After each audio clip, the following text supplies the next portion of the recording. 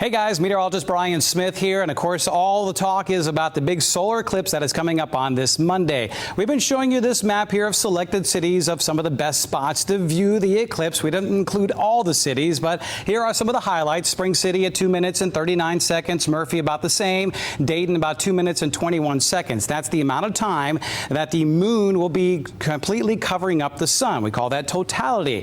However, there is a difference if you just go a few miles south, and this is beyond totality. This is where we see the moon almost covering up the sun. You notice 99% in Mount Eagle, Whitwell, and 99.1% here in Chattanooga.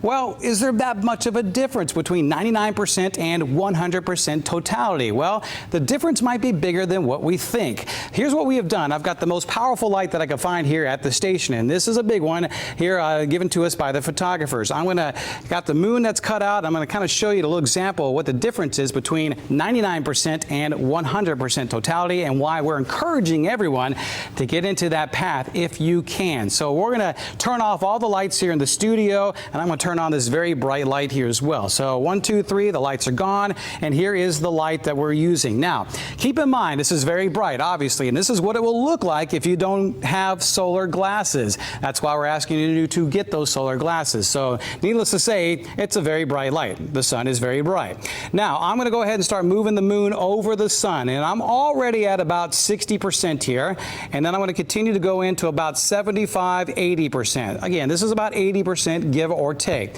Now, as I scoot this up a little bit more, now we're getting into about 90%, and now we're getting to about 99%. Now, look at that. You see that one little sliver there, those rays. We call that a diamond ring effect, better known as Bailey's beads in the world of astronomy there. So that's what a lot of us will end up seeing here at 99%.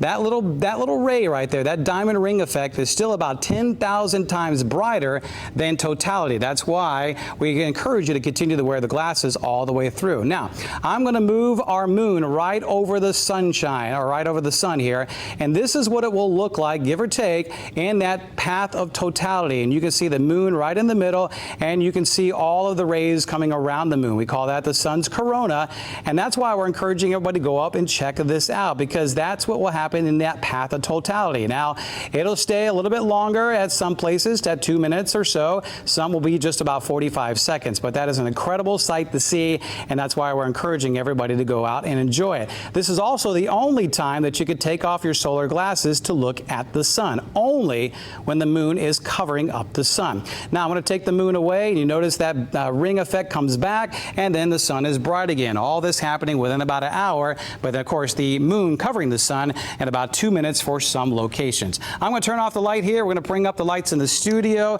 and again, this is why we're encouraging folks, if you can, to go into that path of totality. But still, it's going to be an amazing show if you can't make it there, because it's going to get pretty much dark everywhere.